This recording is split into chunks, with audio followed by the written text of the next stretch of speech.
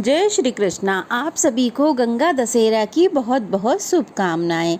गंगा दशहरा केवल एक त्योहार ही नहीं बल्कि आस्था और पवित्रता का उत्सव है।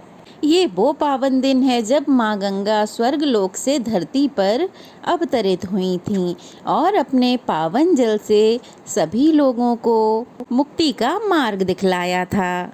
कहते हैं इस दिन गंगा जी में एक डुबकी लगाने से 10 प्रकार के पापों का नाश हो जाता है, इसीलिए इसे दशहरा कहा जाता है।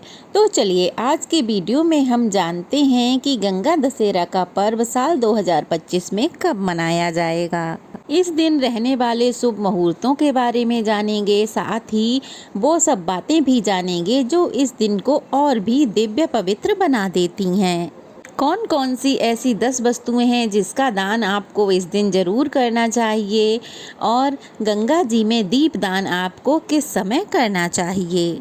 हर वर्ष ज्येष्ठ मास के शुक्ल पक्ष की 10वीं तिथि को गंगा दशहरा का पर्व मनाया जाता है और इस बार 10वीं तिथि प्रारंभ होगी 4 जून बुधवार की रात 11:55 से और 5 जून गुरुवार को पूरा दिन ही 10वीं तिथि विद्यमान रहेगी और 10वीं तिथि समाप्त होगी 6 जून शुक्रवार को सुबह 2:15 पर। देखा जाए तो ये गुरुवार की मध्यरात्रि का समय रहेगा। तो उदया तिथि के अनुसार इस बार साल 2025 में 5 जून दिन गुरुवार को गंगा दशहरा का पर्व मनाया जाएगा। तो चलिए अब जान लेते हैं इस दिन रहने वाले मुहूर्तों के बारे में। तो 5 जून गुरुवार को ब्रह्म मुहूर्त रहेगा सुबह 4:08 से 4:56 तक। सूर्योदय होगा सुबह 5:44 पर और सूर्यास्त होगा शाम 7:06 पर। तो इस दिन आप ब्रह्म मुहूर्त में स्नान करें तो बहुत ही अच्छा है, नहीं तो सूर्योदय के कुछ देर बाद तक आपको गंगा स्नान या फिर घर में गंगा जल मिलाकर स्नान कर लेना चाहिए। इस दिन सिद्धि योग रहेगा सुबह 9:14 तक और बाद में व्यतिपाद योग प्रारंभ हो जाएगा। यह योग पूजा पाठ और जाप करने के लिए बहुत उत्तम माना जाता है। व्यतिपात योग में पूजा पाठ के अलावा कोई भी शुभ कार्य करने से बचना चाहिए। हस्त नक्षत्र इस दिन पूरा ही दिन रहने वाला है। तो अभिजीत मुहूर्त इस दिन रहेगा सुबह 11:58 से 12:52 तक। इस मुहूर्त में आप पूजा पाठ कर सकते हैं, दान दे सकते हैं। बहुत से लोग इस दिन सत्यनारायण भगवान की कथा पूजन भी कराते हैं, तो वो भी आप अभिजीत मुहूर्त में करा सकते हैं। और राहु काल रहेगा दोपहर 1:30 बजे से 3 बजे तक। गंगा दशहरा वाले दिन शाम की पूजा का जो शुभ मुहूर्त है वो रहेगा शाम 7:17 से लेकर रात 8:17 तक। इसके अलावा आप गोधूली मुहूर्त में पूजा कर सकते हैं। तो गोधूली मुहूर्त में आप गंगा जी में दीपदान कर सकते हैं, आसपास पवित्र पौधों में दीपदान कर सकते हैं, अपने घर की तुलसी मैया में दीपदान कर सकते हैं। तो इस दिन गोधूली मुहूर्त रहेगा शाम 7:15 से लेकर 7:35 तक।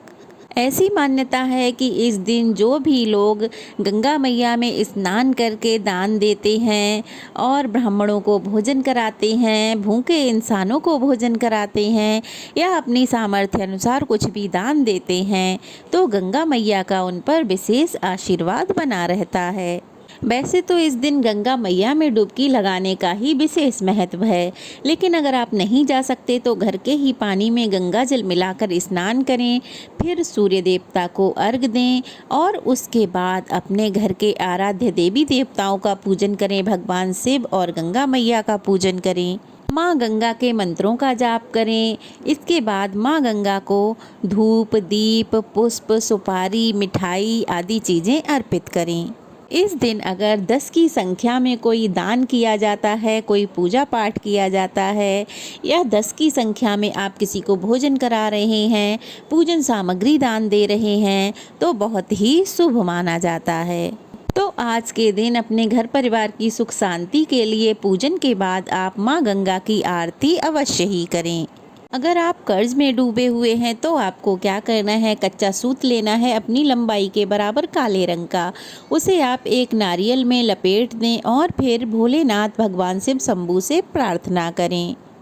आपको कहना है, हे भोलेनाथ, हे शिव शंभू, हमारे ऊपर जो भी कर्ज है वह सब उतर जाए, हमारे घर में माँ लक्ष्मी का स्थायी वास बना रहे और हमारे घर के सभी लोग स्वस्थ और सुखी रहें। और इतना कहने के बाद आपको वह नारियल बहते हुए जल में प्रवाहित कर देना है। अगर आप ऐसा करेंगे तो भोलेनाथ आपके कर्ज से मुक्ति दिलाएंगे और उन्नति के नए रास्ते भी खुल जाएंगे। इस दिन आपको क्या करना है, शिव मंदिर में जाएं और भगवान शिव का गंगा जल से अभिषेक करें। थोड़ा सा जल अपने घर वापस लेके आएं, पूरे घर में उस जल को छिड़क दें। ऐसा करने से आपके घर की नकारात्मक ऊर्जा दूर हो जाएगी। भोलेनाथ सदा अपने भक्तों पर कृपा बनाए रखते हैं।